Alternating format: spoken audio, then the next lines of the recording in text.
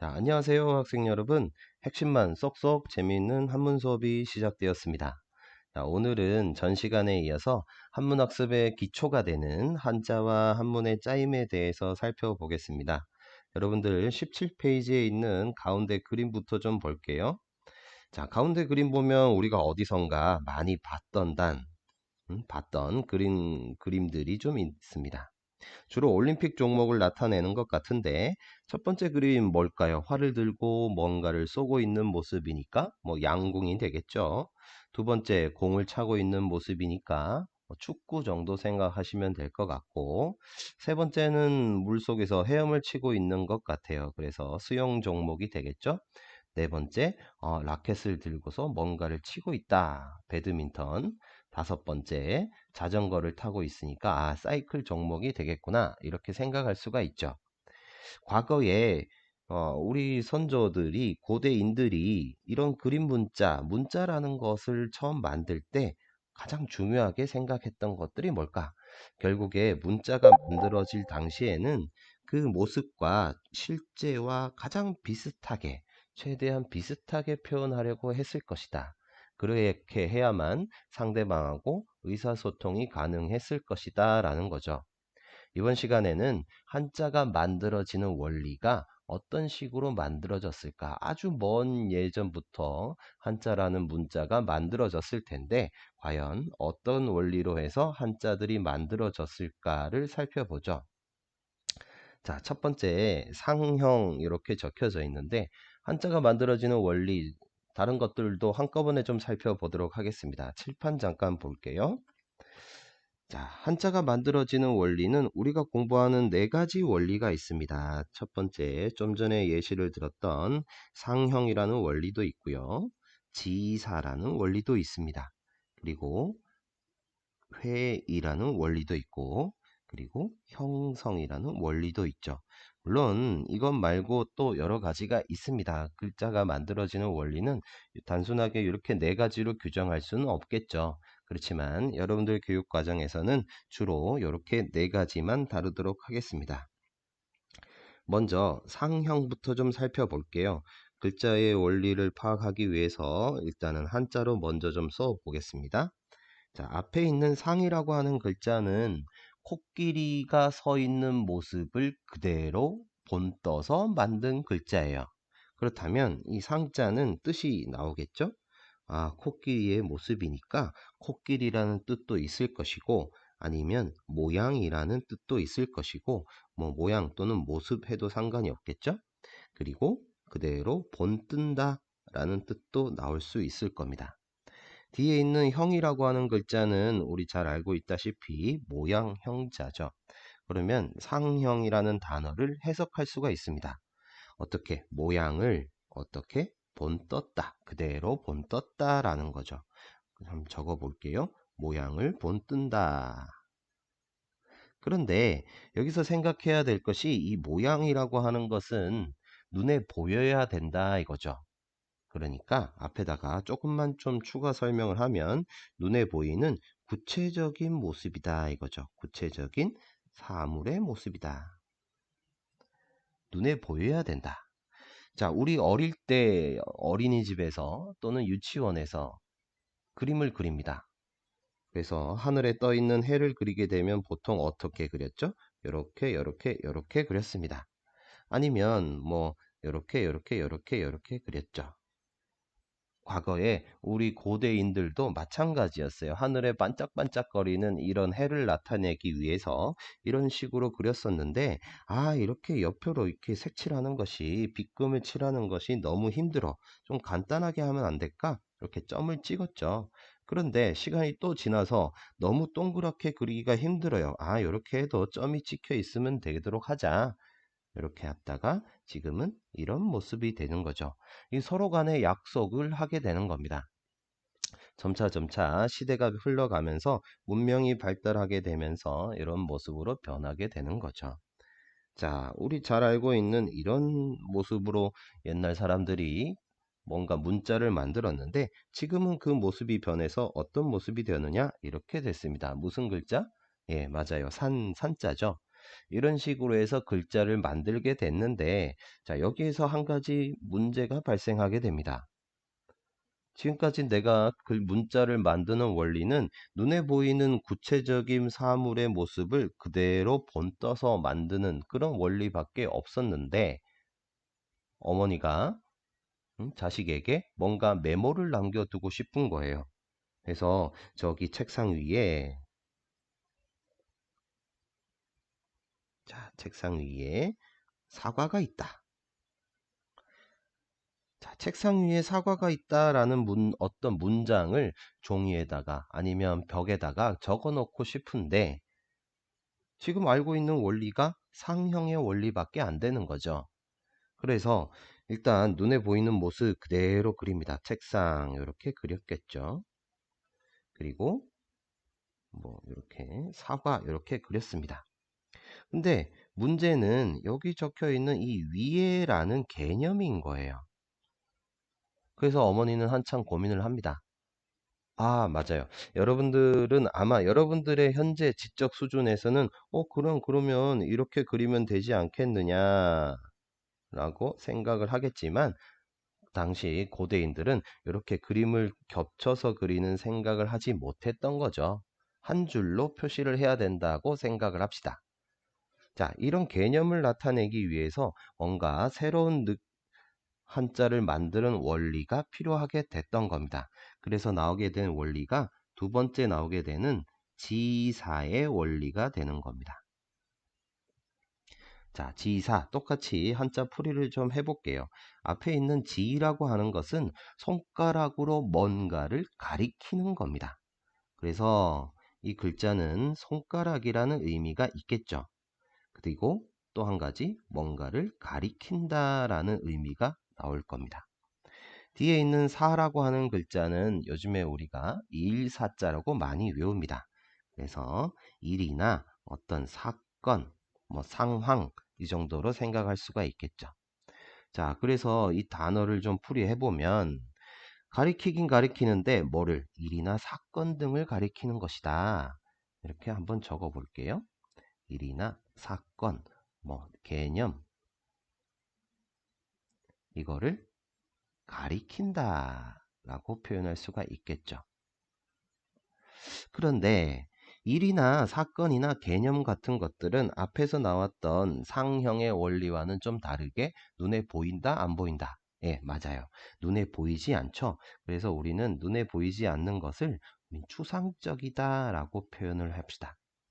앞에는 구체적인 사물이었는데 여기서는 추상적인 눈에 보이지 않는 어떤 개념 같은 것들을 가리키는 원리가 지사의 원리가 되었다라는 거죠.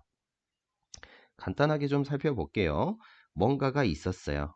그래서 그 위에 뭐가 있다라고 표시를 해서 점을 찍어줬죠. 그러다가 지금은 이런 모습이 됐습니다. 무슨 글자죠? 위상자가 되는 거죠.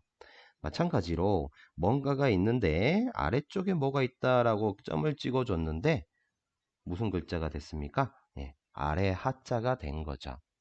무언가가 네모난 상자가 있었는데 그 속에 뭐가 있다라고 해서 점을 찍었습니다. 지금은 그래서 이런 글자로 만들어졌죠. 무슨 글자? 가운데 중자가 되는데 원래 의미는 뭐 속, 어디 어디 속 아니면 어디 어디 안 이런 의미가 되겠죠. 개수를 헤아릴 때 하나가 있다라고 해서 선을 하나만 그었습니다. 그래서 지금은 이런 글자가 됐는데 한 일자가 되는 것이고, 그리고 개수가 두 개가 있어가지고 선을 하나 더 그었는데 두 이자가 된 거겠죠. 이런 식으로 해서 수많은 한자가 만들어지게 되는 겁니다. 자, 한 가지만 예를 좀 더 들어볼게요. 자, 우리가 기존에 나무의 모습을 본떠서 만들었던 상형의 원리로 만들었던 이 나무라는 한자가 있는데, 문제는 나무 저 밑에 땅 속에 박혀 있는 뿌리를 한자로 나타내고 싶어요. 그래서 선을 이렇게 하나 더 그어줬죠. 그래서 무슨 글자가 됐습니까? 맞아요. 뿌리. 뿌리 본자가 되는 거죠. 근본 본자가 되는 겁니다. 자, 이런 식으로 해서 어마어마하게 많은 한자들이 만들어지게 됐다라는 거죠. 그죠? 자, 그래서 우리 교과서로 돌아가서 다시 한번 예시를 좀 살펴볼게요. 자, 상형의 원리라고 하는 것은 결국에 구체적인 사물의 모습을 그대로 본떠서 만드는 원리다. 한자 예시를 보니까 자, 벼의 모습이 있고 벼의 모습을 그대로 그렸죠.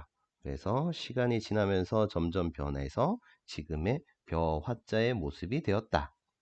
화살의 모습을 그대로 그렸는데 이렇게 그리다 보니까 지금은 이런 식으로 모양이 변했다 정도를 알 수가 있습니다. 거북이의 모습도 마찬가지죠. 거북이 발가락도 많고 거북이 등껍질도 모양이 대부분 복잡하고 그래서 아주 복잡하게 이렇게 그렸었는데 지금은 이런 식으로 바뀌게 되었다라는 걸 알 수가 있겠죠. 그죠? 자, 두 번째, 지사의 원리도 한번 살펴보겠습니다. 지사의 원리 같은 경우는 좀 전에 얘기했다시피 아주 추상적인 개념, 눈에 보이지 않는 것들을 뭐를 이용해서 점이나 선을 이용해서 나타내는 방법이다. 그래서 뭔가가 있는데 그 위에 뭐가 있다 점을 표시해서 위상자가 된 거고 좀 전에 설명했다시피 아래에 뭐가 있어서 아래라 하자가 만들어졌고 그리고 나무에 여기 적혀 있는 이 뿌리 부분을 만들기 위해서 뿌리본, 근본본 이렇게 만들어졌다. 나뭇가지의 끝부분을 나타내는 것도 이렇게 나무 목자에다가 끝부분을 이렇게 표시를 했던 거죠. 그래서 지금은 끝말자가 되는 겁니다. 이해되셨나요? 자, 그 다음에 오늘 마지막 세 번째 의미로 자, 회의의 원리를 좀 살펴보도록 하겠습니다. 회의의 원리 잠깐 읽어보고 갈게요. 회의의 원리는 이미 만들어진 한자를 두 개 이상 어떻게 한다고? 결합한다고. 이미 만들어진 상형이나 지사의 원리를 가지고서 이미 만들어졌던 한자들을 결합시킨다. 그런데 각각의 뭐를 모아서 뜻을 모아서 전혀 다른 새로운 뜻을 만든다라는 원리. 자, 칠판 한번 볼게요. 자, 회의의 원리 한자로 한번 써보겠습니다. 자, 회의 이렇게 써봤는데 글자 풀이를 한번 해보죠. 앞에 있는 회라고 하는 글자는 모이다, 모으다 라는 뜻입니다. 모았다. 뭘 모았느냐? 의를 모았다. 의라고 하는 것은 뜻을 나타내는 글자죠. 그러면 풀이를 해보면 어떻게 되느냐? 뜻을 모아놓았다. 그래서 간단하게 도식으로 뜻, 따기, 뜻 이렇게만 생각을 해봅시다. 이미 만들어 놓았던 우리의 한자, 사람 인자가 있었죠. 여기에다가 우리 만들어 놨던 나무 목자를 합했습니다. 그래서 새롭게 이런 한자가 만들어졌는데 자, 뜻과 뜻을 모았다고 했으니까 각 한자의 뜻을 좀 적어 보겠습니다. 자, 이거는 사람이라는 뜻이었고요. 자, 요거는 나무라는 뜻이었죠. 그래서 만들어진 모습을 보니까 사람이 나무 옆에 이렇게 딱 기대어 서 있구나. 과거 농경 시대에서 한참 일을 하다가 나무 그늘 옆에서 사람이 등을 기대고 앉아서 쉬고 있는 모습이구나 라고 해서 이 글자는 쉬다라는 뜻이 만들어진 거죠. 자, 우리가 잘 알고 있는 이런 글자가 있습니다. 무슨 글자죠? 밭이라는 뜻이죠. 밭 전자입니다.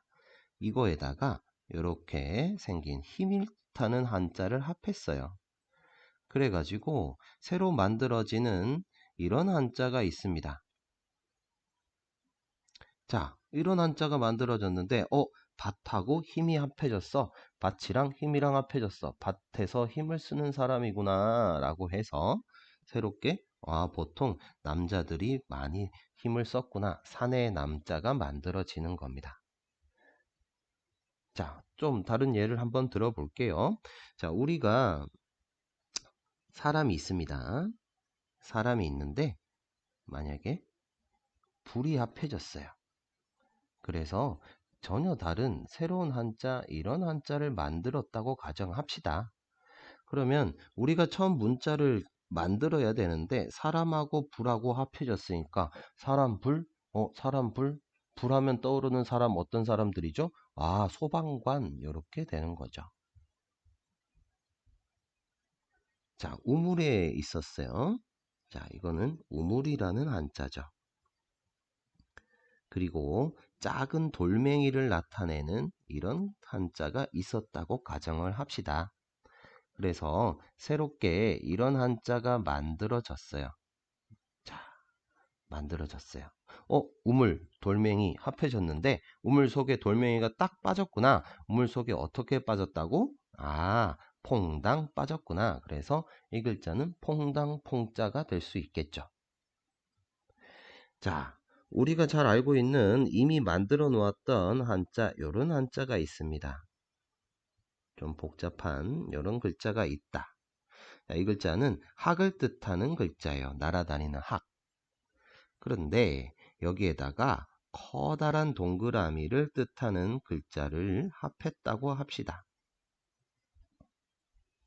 자, 그래가지고 새로 만들어진 한자가 있는데 커다란 동그라미 안에 이 학을 뜻하는 한자가 같이 들어갔죠. 새로 만들어진 한자, 무뜻이 어떻게 될까요? 학, 동그라미 합해졌구나. 커다란 동그라미 안에 학이 그려져 있는 거구나. 와, 그래서 이 글자는 500원이라는 뜻이 만들어지는구나. 생각할 수가 있겠죠. 자, 점점 헷갈리죠? 실제로 있는 한자인지 아닌지 헷갈리죠? 자, 선생님이 지금 설명하는 것들은 전부 다 회의의 원리를 설명하기 위해서 만들어진 한자들일 수 있습니다. 자, 이런 한자도 있습니다. 잠깐 공간이 없으니까 여기다가 좀 구분을 해서 적을게요.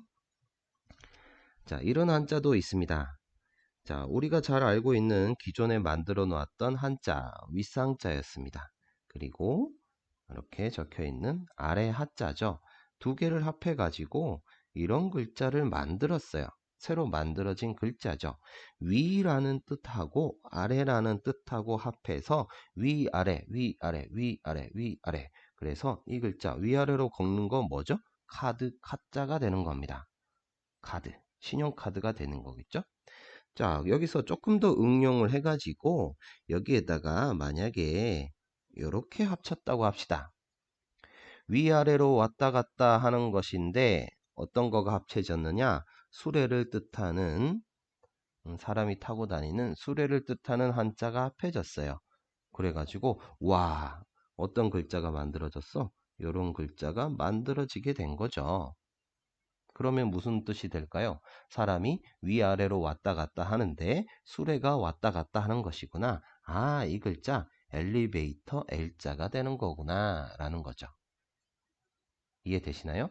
뭔가 새로운 한자를 만들 때 기존에 만들어 놓았던 한자의 뭐하고 뜻부분하고 기존에 만들어 놓았던 한자의 뜻부분을 합해서 어떤 원리, 전혀 다른 새로운 뜻을 만드는 원리가 회의의 원리가 된다라는 거죠.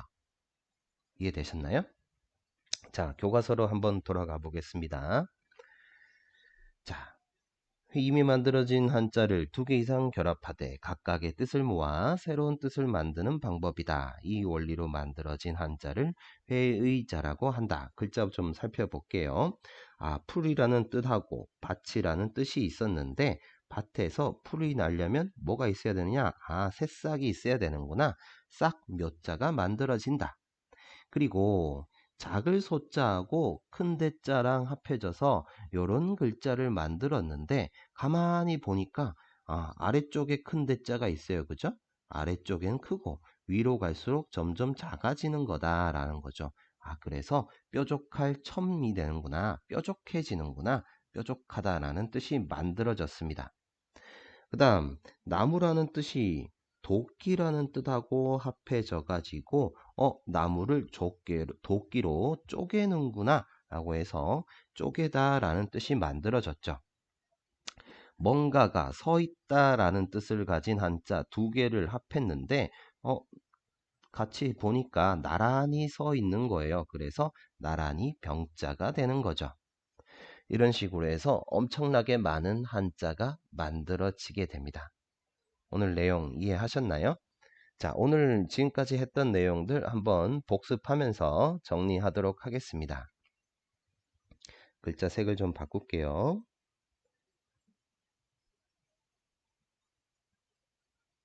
자, 오늘은 한자가 만들어지는 원리에 대해서 공부를 했는데, 우리가 총 배우는 원리는 상형의 원리도 있고 지사의 원리도 있고 회의의 원리도 있다.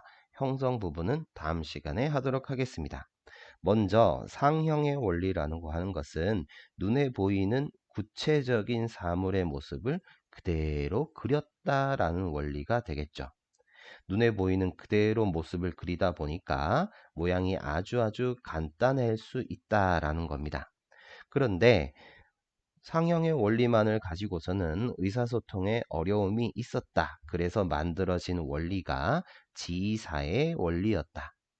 지사의 원리는 눈에 보이지 않는 추상적인 어떤 개념 같은 것들을 가리키는 원리가 된다.